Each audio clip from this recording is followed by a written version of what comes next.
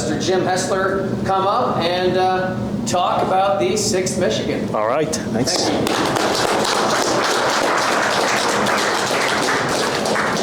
All right, thank you. Thank you very much for, again, all the hospitality you've shown me this weekend. How many of you were at the cemetery ceremony this morning? Okay. Only a short 9.5, 10 hours ago, and here we are again. On at least 2 occasions today, I have heard audible gasps or squeals of delight when the company providing the barbecue was announced. I wish I was exciting as the barbecue. We would have standing room only in here tonight, and all for a worthy cause. So we're coming tonight to you from Gettysburg, Pennsylvania, and as the introduction and the title implies, we're going to talk about the services of the 6th Michigan from Gettysburg to their service out west. Anyone want to guess how far it is from Gettysburg, Pennsylvania to Fort Caspar, Wyoming? 2,000 miles. Good guess, 2,000 miles? 2,300, okay. 1,100. 1,100? 1850. 1850? Should we go on all night or should I give you the answer? All good guesses and within a reasonable, statistically acceptable ballpark. We did it here at our dinner table, 1,500 and some change. So we are a long way from home. Okay, I want to thank a few people. Before we get started, of course, I want to thank again Steve for all the hospitality he's shown and for the original invite to get me here. I want to thank my good friend and renowned cavalry historian Bob O'Neill, who I believe has spoken to you in the past. Steve Custer, yes, related to the general. Phil Spoggy, who was supposed to be here tonight. And last but not least, several friends who have traveled across country with me, Keith McGill, Wayne and Warren Motz, and Casey Turbin over at table, I guess what we'll call table number 1 here. And you have not lived until you've traveled across country with Wayne and Warren Motz. I can assure you of that.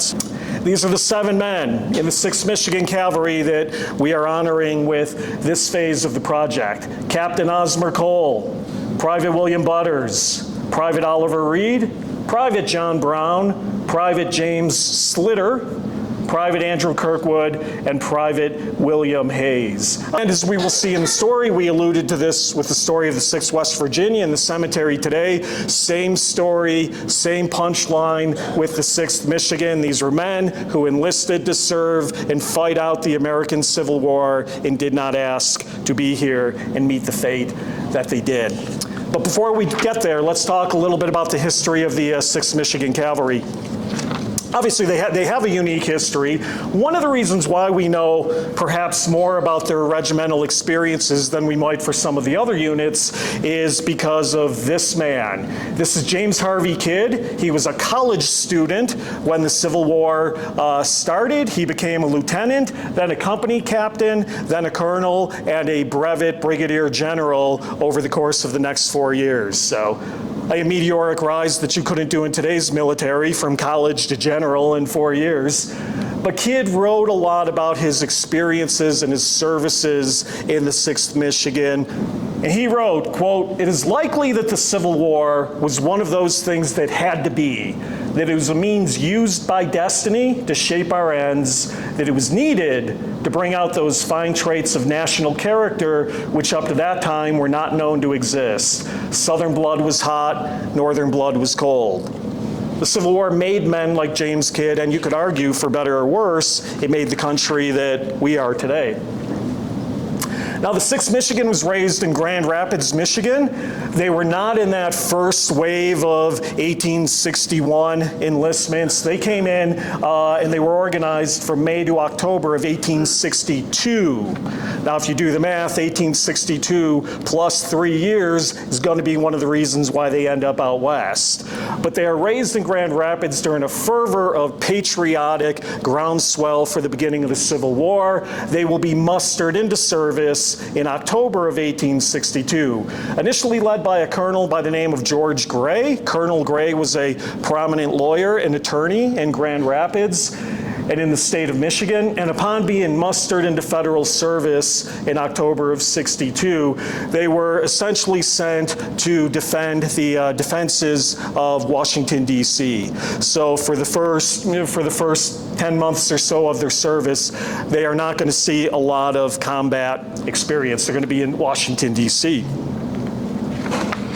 Now here's an image that is labeled. We talked at lunch today about labeling of images within the Library of Congress. But this image is labeled Officers of the 6th Michigan. One of the things Joanna and Steve and I, we've been talking about is how much we wish we had photos of the 7 individuals that we're trying to take care of here with stones. And unfortunately, as of yet, none of us have been able to track down any photos of them. I was really hoping a descendant would be in the audience tonight and leap to their feet and say they have one. Anyone? Anyone? Cookie? I'll offer you a cookie if you have one.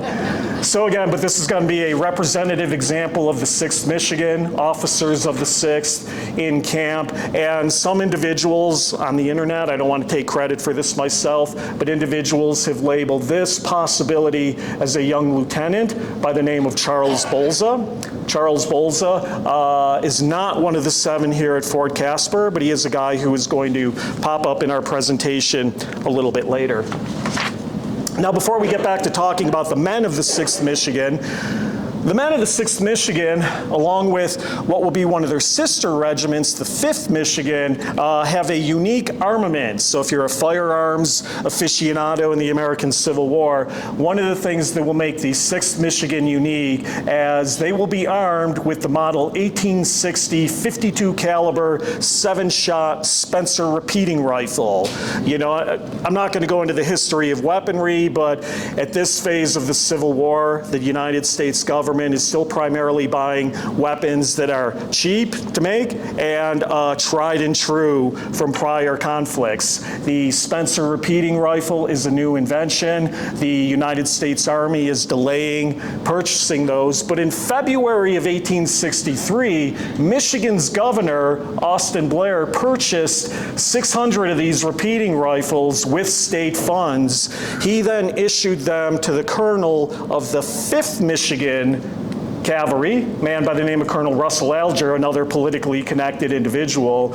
But Alger and Governor Blair were friends, which is probably why the 5th received these new and potentially state-of-the-art weapons. However, there were about 80 of these guns left over, and so they were given to a friend in the 6th Michigan. So the 6th Michigan, by the time they get into combat, will not be fully armed with these weapons, but there will be a good number of them, about 80 or so, in the ranks. Not only is this kind of cool if you're a firearms person, but it will influence how the 6th Michigan is deployed tactically and used when they are in combat, and we'll see a little bit of that. Now, as we start to get then into 1863, we're going to have some reorganizations in the Union Army, the Northern Army of the Potomac, which we're going to have some reorganizations which will impact the future of these Wolverines. Basically, the Union Army and the Union High Command is not using cavalry very well during the early stages of the war. They are used as headquarters, escorts, guards, couriers, messengers, things of that effect. The Southern Army tends to have the advantage in their use of cavalry, more natural horsemen. The famed Confederate General Jeb Stuart is riding circles, so to speak, around the Union Army. Eventually, the Union High Command realizes, okay, we got to catch up to what the other guys are doing. So they're going to start by reorganizing June of 1863, the Army of the Potomac's Cavalry Corps under General Alfred Pleasanton. Alfred Pleasanton is generally known as a self-promoting, self-styled cavalier, likes to use the newspapers for publicity, not above self-promoting his own interests, which a lot of people are. He was dubbed by one of the newspapers the Knight of Romance, well-dressed and, kind of a bit of a dandy. Alfred Pleasanton. We'll come back to Pleasanton. They will also create a new division, a 3rd division of the Army's Cavalry Corps under General Judson Kilpatrick. Kilpatrick is kind of a frothy braggart who, of course, as probably many of you know, ultimately earns the nickname Kill Cavalry, not really for his propensity to kill men in combat, but because he's not afraid to wear out horses and, an aggressive, pursuing cavalryman, the kind of guy that the Union Army actually wants. So he will get command of a division, and then so we go from corps to division, finally down to brigade level. Another Michigan attorney, Harvard educated, if I remember correctly, by the name of maybe a former judge, General Joseph Copeland, will now be brigade of Michigan regiments, which will be the 1st Michigan, the 5th Michigan, our 6th Michigan, and the 7th Michigan. So 4 Michigan cavalry units of about 1,900 men under the command of General Joseph Copeland. How many of us have heard of Brigadier General Joseph Copeland? Yeah, he won't be around for very long in the presentation. As while all this is going on, I would be remiss if I didn't point out, and again, there's another image of General Pleasanton, June of 1863. I said, looks good, dresses well, looks good on the horse. But on Pleasanton's staff is a rising young lieutenant by the name of George Armstrong Custer. Now, Lieutenant Custer is a Ohio native, but his family has connections to Monroe, Michigan. At one point in the preceding months, ambitious young Lieutenant Custer had petitioned the governor to get command of one of the Michigan regiments, but at least at that point was turned down. Custer and Pleasanton have a very close relationship. Custer would write at one point that no father could love his son more than General Pleasanton loves me. And, you know, the name Custer today comes with a lot of baggage in historical circles. I will tell you, he was known as an energetic, clear-headed young officer who was popular with the other officers in the Army, and a man who was counted upon to deliver reconnaissance and things of that nature, which is at that point in the war a good staff officer will do. We might see more of Custer in this presentation. So it's the summer of 1863. Again, our friends in the 6th Michigan have been in service since fall of 1862. They've been around the Washington defenses. They really haven't done much up to this point. But meanwhile, Confederate General Robert E. Lee will decide to launch a northern invasion out of Virginia through Maryland into Pennsylvania, which is the red line on our map here. And we can see by late June, early July 1863, Lee's army is deep into Pennsylvania territory. The Union Army, which is the blue line down here, is a little bit slower to respond, but they're moving up here on an inside track. Both the initial commander of the Union Army, Joe Hooker, and then later General George Meade, both have orders to keep Washington, D.C. and Baltimore, which are down here, covered and protected. So they're moving up slower. And eventually, of course, they're going to collide at the crossroads town of Gettysburg, Pennsylvania. I'm not going to go into a whole dissertation of the Gettysburg campaign tonight. Cavalry plays obviously an important role, your eyes and ears. How about we'll hold questions to the end if that's okay. Cavalry will of course play your eyes and ears, scout, to determine enemy movements and objectives. During the Confederate movement up north, General Lee is going to be handicapped by the absence of his own cavalry under Jeb Stuart, who takes a track too far to the east. But on the Union side, which is really our talk tonight, the Union Army, the cavalry is still kind of adapting to some of these organizational changes that I talked about on the last slide. This is the town of Gettysburg, Pennsylvania, near the center of town, as it would have looked in June and July of 1863. How many of us have been to Gettysburg? Yeah, okay, good number of the crowd. I know you guys have. June 28th, 1863, a few days before the battle, Copeland's Michigan Brigade, including our 6th Michigan, are actually the first United States forces, Union Army troops, to enter Gettysburg in the Gettysburg campaign. A couple of days before John Buford will more famously enter town. It's Copeland's Michigan Brigade that will briefly enter Gettysburg on the 28th. The 5th and the 6th Michigan will spend the night picketed on some nearby roads in and around the town of Gettysburg. And the night of the 28th will pass into June 29th. And it's on June 29th, as the Wolverines are getting ready to leave town, that Copeland will learn that as part of this reorganization, he's out. And he's been replaced by formerly Lieutenant George Armstrong Custer, now Brevet Brigadier General George Armstrong Custer. This was kind of a detail of the photo that I showed you before. This is the last known image that we have of Custer prior to the Battle of Gettysburg, June of 1863. This is the first one that we have known taken of him after Gettysburg, fall of 1863. So you can see, long hair, facial hair, but, we're kind of putting together a stylish uniform persona, which is, one of the things that Custer, of course, is historically known for, the boy general.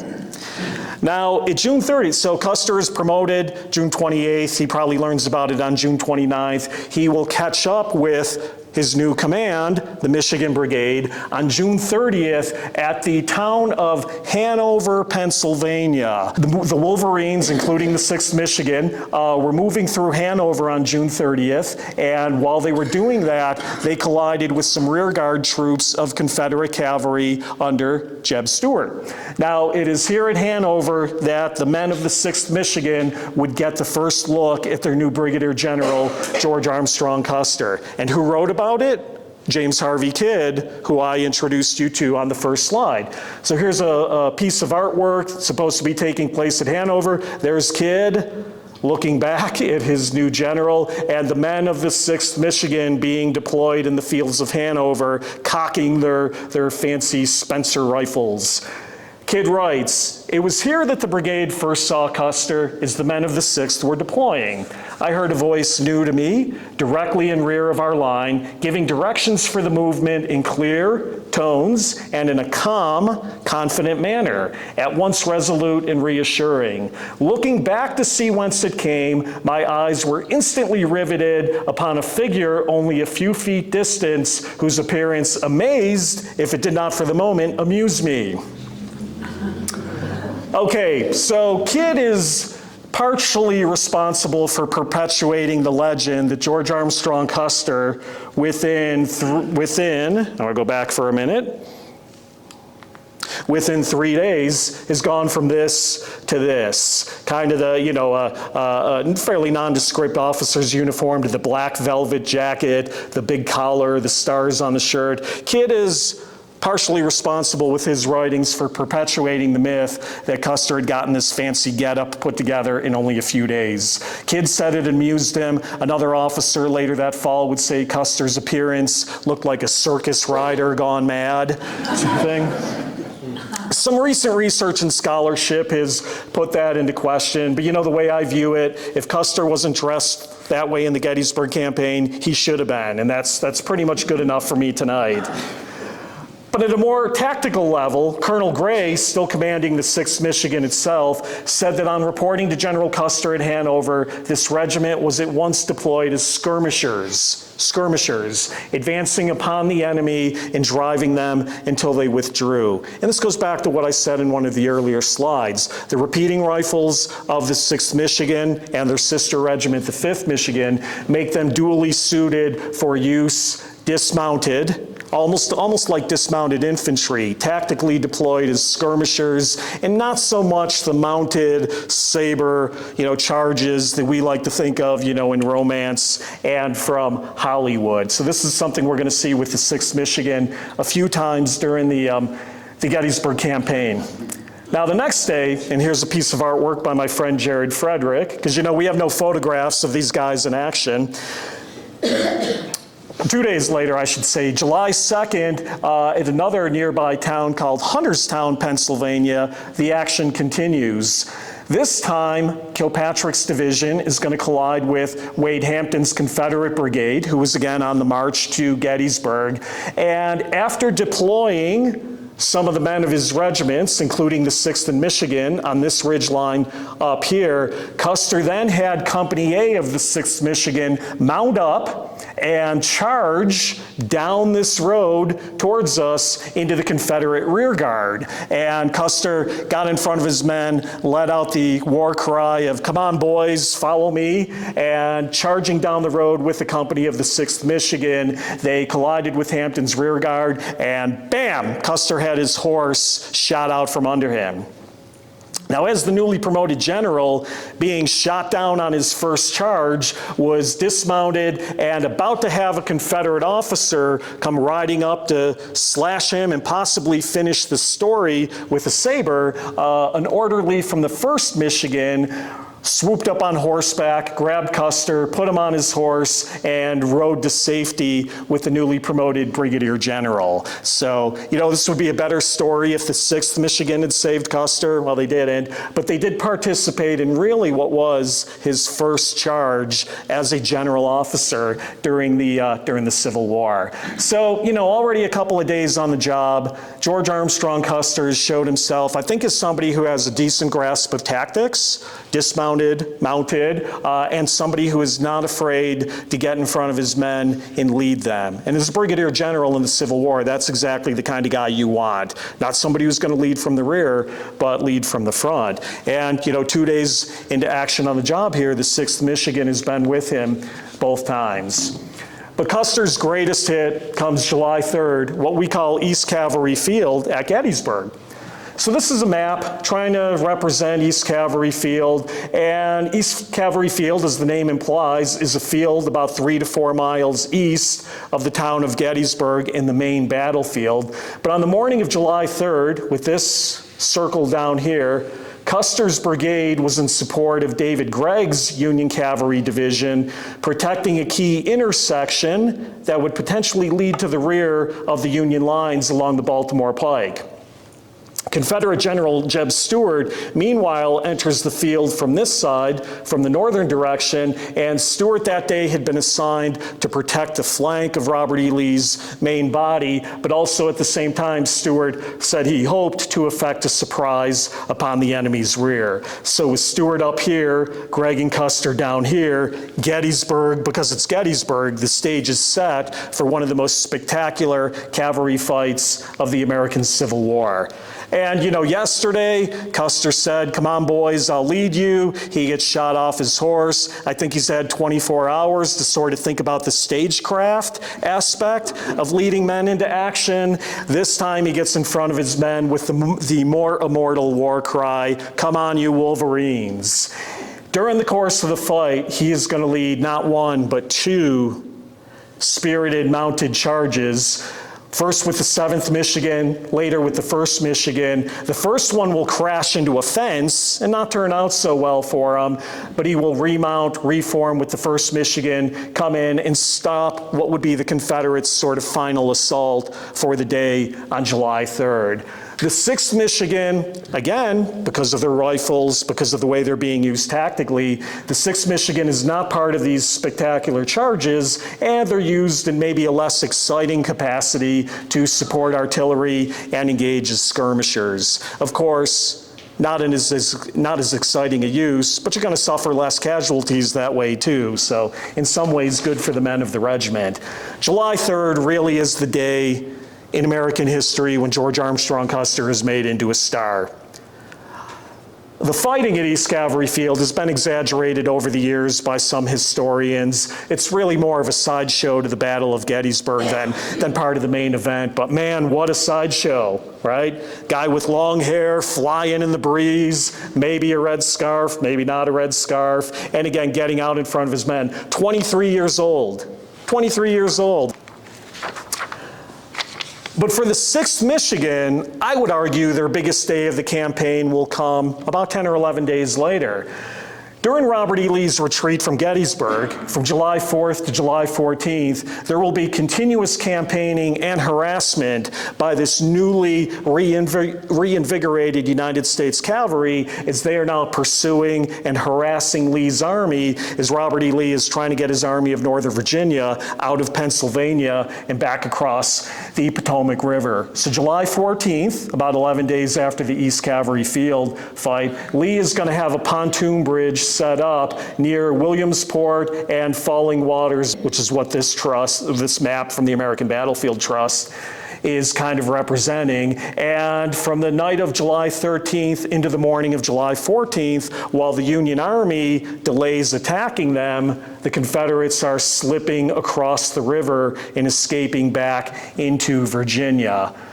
James Kidd wrote that, quote, "The march from Williamsport to Falling Waters was a wild ride. For the whole distance, our horses were spurred at a gallop. Kilpatrick was afraid he would not get there in time to overtake the enemy, so he spared neither man nor beast. Kilpatrick is pushing Custer, pushing the Wolverines, pushing the 6th Michigan hard to hit Lee's army before they get across the river." And so on July 14th, again that morning, at what is known as the Donnelly House, and this is a contemporary image of the house and the barn, and this would represent the Confederate rear guard, about 2 miles or so in front of the crossing at Falling Waters. Custer that morning orders the 6th Michigan to do what?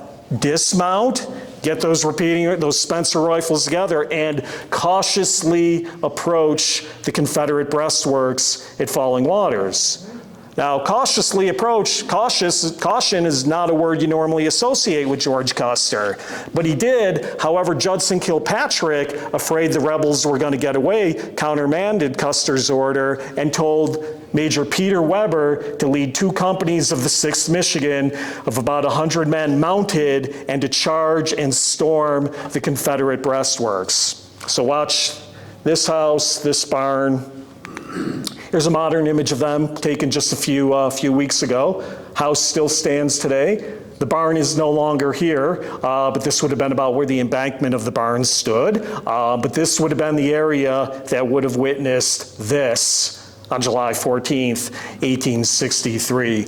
And so Kilpatrick has ordered Major Peter Weber to lead 2 companies of the 6th Michigan, charge the Confederate breastworks. The Confederates in the morning fog are initially surprised. They're not sure if they're friendly forces. It gives the 6th Michigan some time to encroach on the breastworks, but once the Confederates realize that it's enemy troops, they open fire, and Weber and his force are hammered with heavy casualties.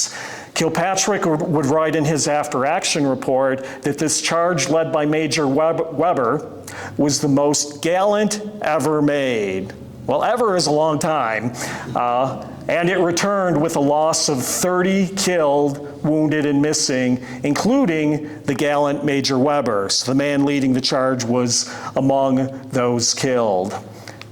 They also lost this man, who we met back on the earlier slide, Lieutenant Charles Bolza. He was also among the officers killed. There's Peter Weber, both highly regarded, promising young officers within the 6th Michigan. But I would say during the Gettysburg campaign, this is probably the 6th Michigan's most notorious or most noteworthy moment, the fight at Falling Waters.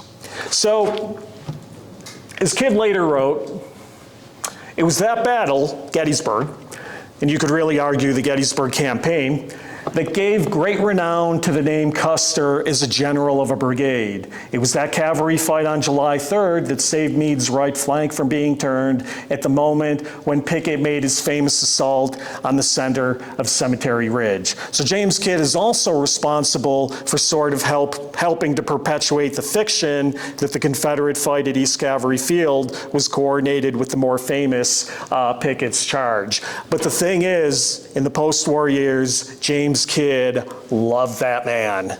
And so his writings were very fawning, very accepting, very positive, laudatory of Custer. At one point, Kidd writes his father something like, "We swear by him. His name is fight, and we will follow Custer anywhere." You know, now, as a country in 2025, troubled by our treatment of Native Americans in the 19th, 20th, and 21st century, Custer, unfortunately, has come to be representative of the poster boy for everything that was wrong with the United States government's Indian policy.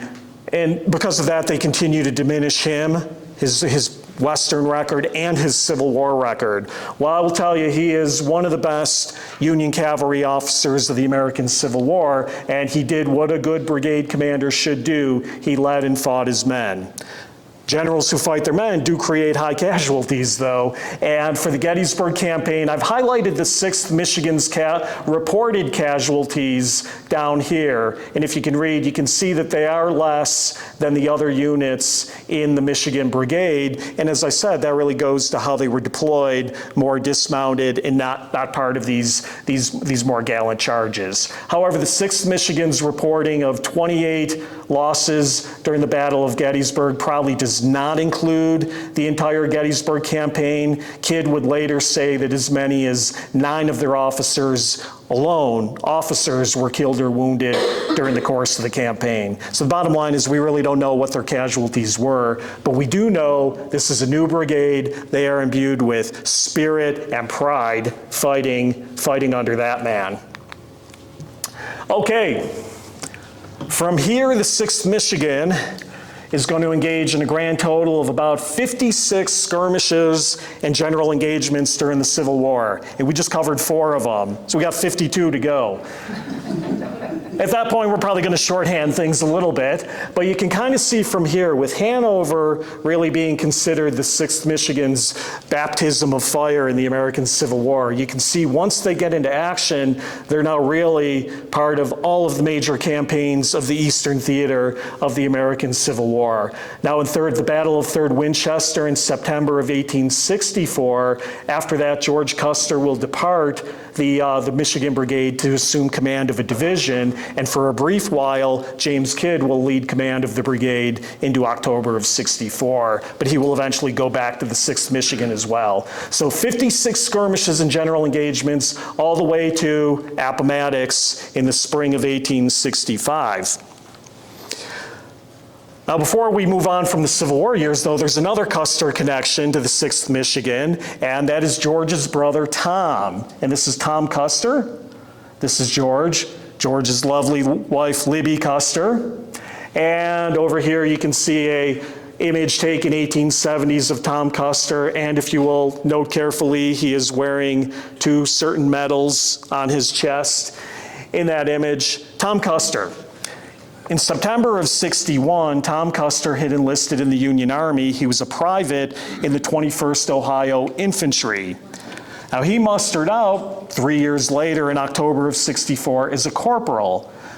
By that time, fall of 1864, George Custer's star is rising and he is one of the hottest commodities in the Union Army. George wants his younger brother Tom on staff. That's not uncommon. Generals have brothers, fathers, sons on staff all the time. Yes, it's nepotism, but it's not uncommon. George wanted his brother, but Tom needed, because Tom had mustered out as an enlisted man, as a corporal, they needed a line officer commission. They try to get Tom inserted into the 5th Michigan, and Russell Alger refuses to play along. But who plays along? James Kidd of the 6th Michigan.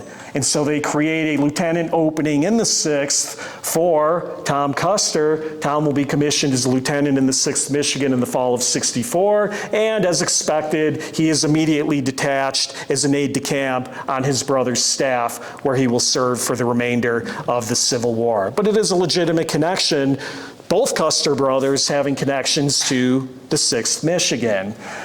Now, in some cases, nepotism is warranted, and Tom turns out to be a heck of a fighter, and as I alluded to here, he will be the first soldier in American history to earn 2 Medals of Honor for flag captures and actions at the close of the Civil War. And, spoiler alert, he will follow his brother all the way to Little Bighorn in 1876 and be killed with him. But it is another connection to our 6th Michigan.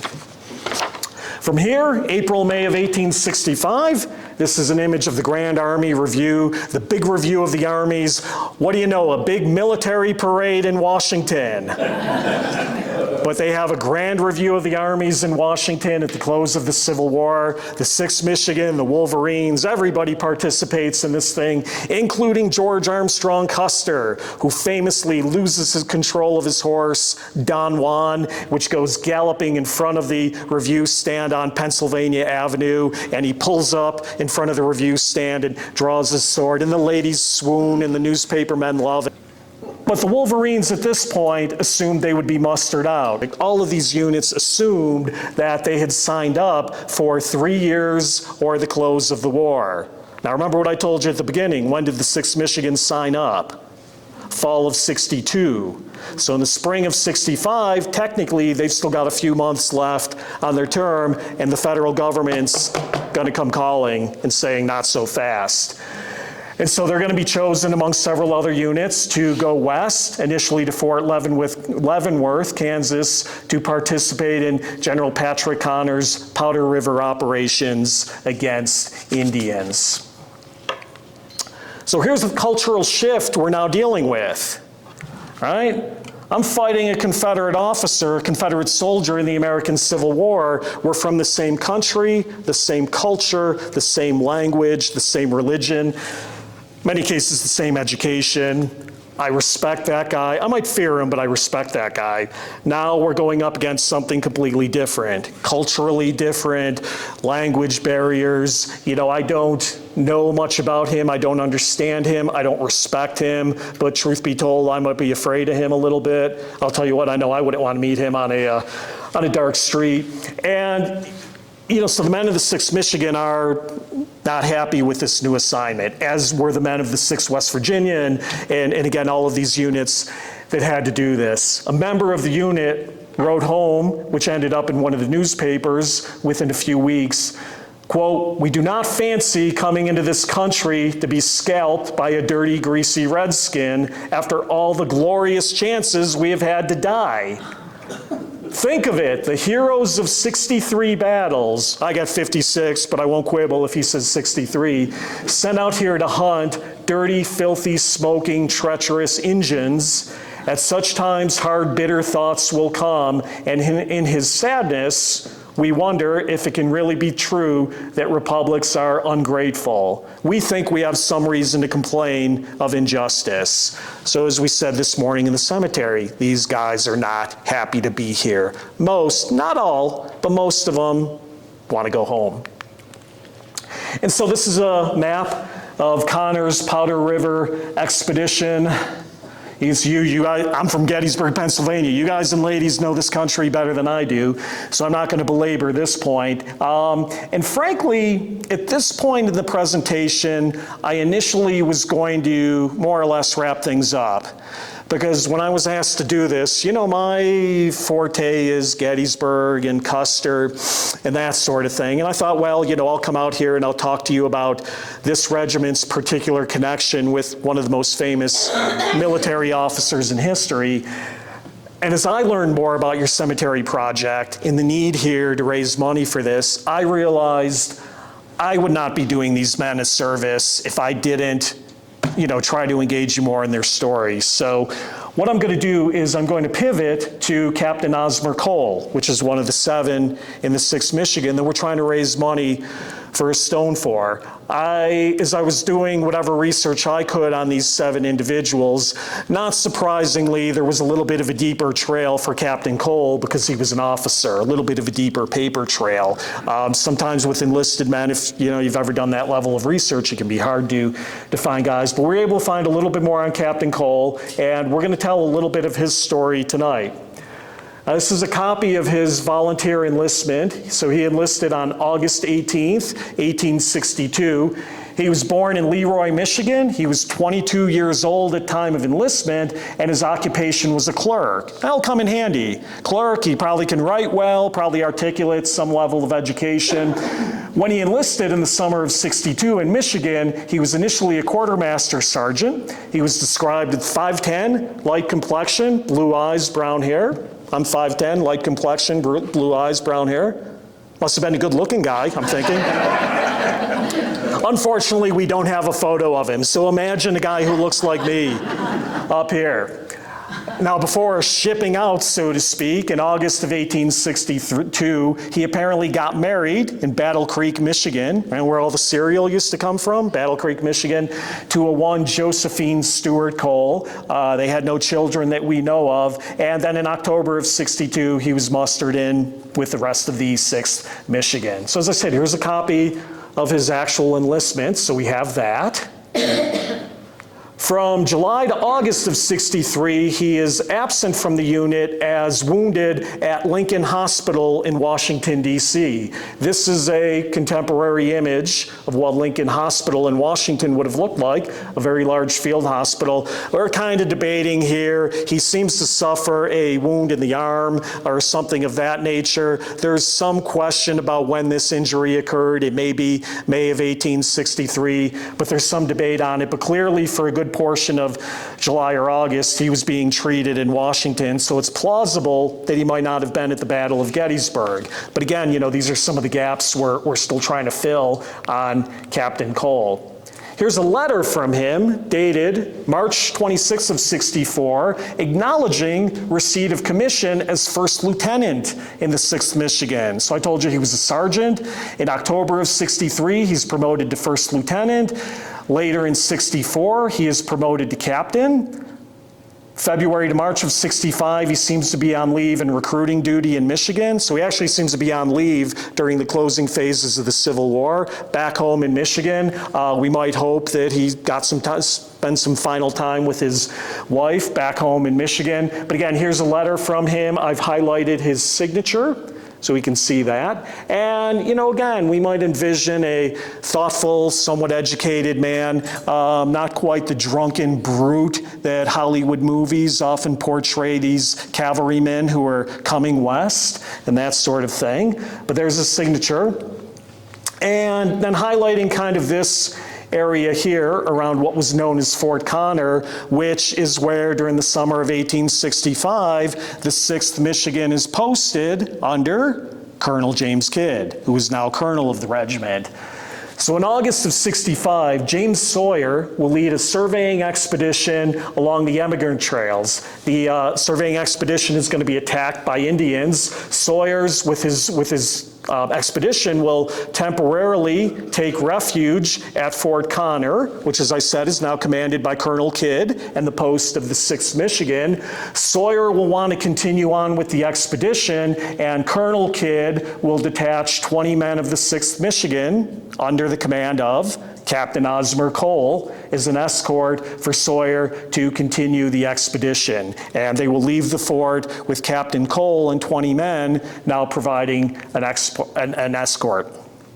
Now, on August 31st, 1865, while they were camped, the train was camped near the south branch of the Tongue River. I don't know the exact positioning on it, but I've kind of highlighted an approximate there, hopefully. Again, you guys know this part of the country better than I do. But that evening, the evening of August 31st, Captain Cole was conducting a scout or a reconnaissance in advance to the train. He rode up some bluffs and he was confronted and surprised by several mounted Arapaho warriors. He was killed before he could even draw and return fire with his revolver. Now, cause of death is listed, wounds by arrows in the service of his country. And as I was putting this story together, it occurred to me, August 31st, 1865, if the dates line up, would have been his 3rd wedding anniversary. So, you know, which is, again, an unfortunate coincidence. Now, upon hearing the news, several men of the regiment raced to the top of the hill to recover what was described as their beloved captain. A member wrote that Cole had 3 arrows through him, and the man added, "This is the most barren country I ever saw. I'll be glad when we get out of it." He, meaning Cole, was a young man of fine talents, brave, genial in his manners, and he was much lamented by his command. It was sad to think of such an ending after escaping from the many battles in which this brave soldier had been engaged in the war. Now, he was apparently initially buried more or less on the field where he fell in a rifle pit in the wagon train's corral, and, you know, as far as I know, left there. But that was where he was buried when he fell. So again, I said 22 at enlistment. 3 years later, be about 25 when he was killed.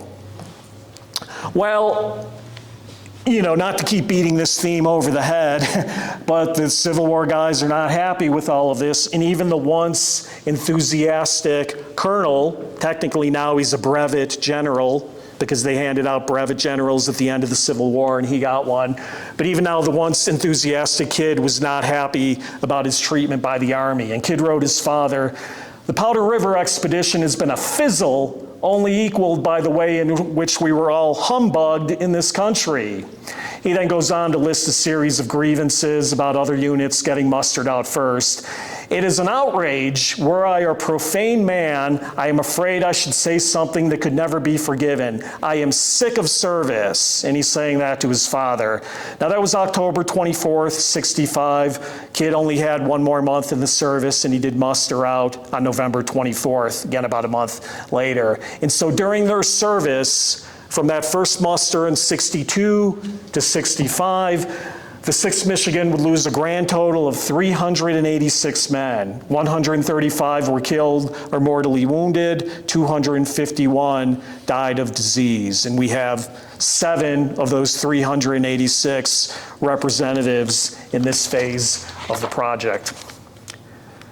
Kid went on to live a long and prosperous life. He transitioned to citizen quite successfully. He returned to Michigan, he married, he had a son, he became an editor and eventually owner of a newspaper. He was active in state Republican politics, active in the National Guard, active in Veterans Affairs, and as I said before, worshiped Custer. And he was acting president of the Custer fan club at all the reunions and veterans gatherings. As I said, helped perpetuate Custer's performance during the Gettysburg campaign and during the Civil War.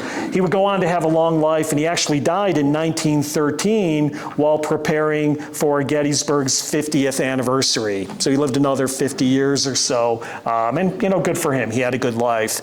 His 450-page Civil War memoirs devotes 0 pages to his service out here in the West. So I said we know a little bit more. I didn't say it was easy, but we had to do some other stuff to piece it together. And again, I want to thank a lot of my friends who helped do this. So I tried to invoke Abraham Lincoln at the cemetery today. I will do so once again, as he said in the Gettysburg Address. The world will little note nor long remember what we say here, but it can never forget what they did here. And the whole point of projects like this are to try not to forget the service of these fallen servicemen. Again, I'm a Gettysburg Civil War historian.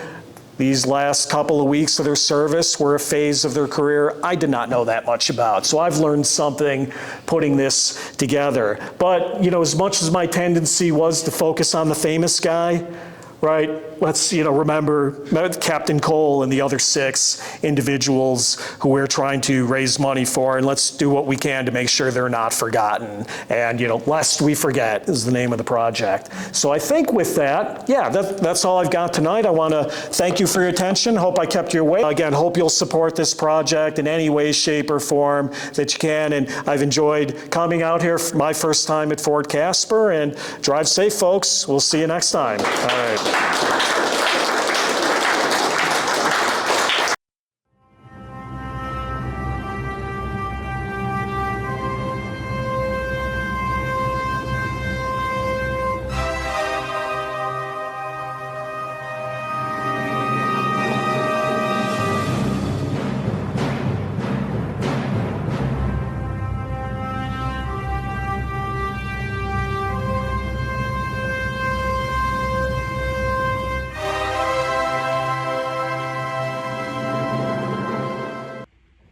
Hi, everyone. Jim Hessler from the Battle of Gettysburg podcast. I want to thank you for having watched this video.